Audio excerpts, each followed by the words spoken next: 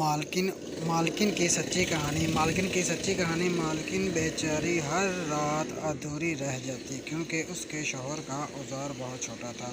वो बेचारी हर रोज़ तड़प तड़प कर सो जाती।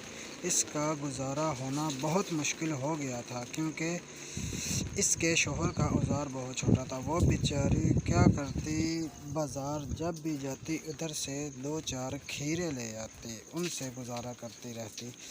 एक दिन ऐसा आया कि नौकर को पता चल गया, यार मालकिन तो बेचारी हर रोज़ बाज़ार जाती और वो अपने गुजारे के लिए कुछ न कुछ ले आती। और नौकर को एहसास हुआ।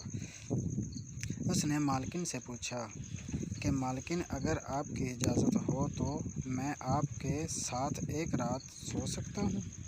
जब नौकर को इजाज़त मिली तो नौकर सारी रात मालकिन के पीछे उड़ाई और अगली रात फिर ऐसा हुआ कि मालकिन के पिछवाड़े में जब नौकर ने अपना औजार डाला तो मालकिन को और ज़्यादा मज़ा आया। वो कहने लगी, आइंदा से आप मेरे गुजारे के लायक हैं।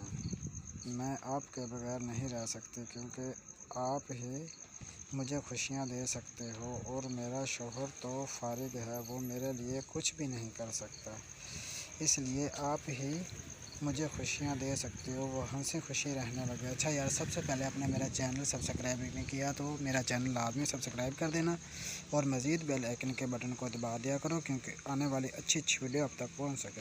वीडियो को लाइक भी किया करो और शेयर भी।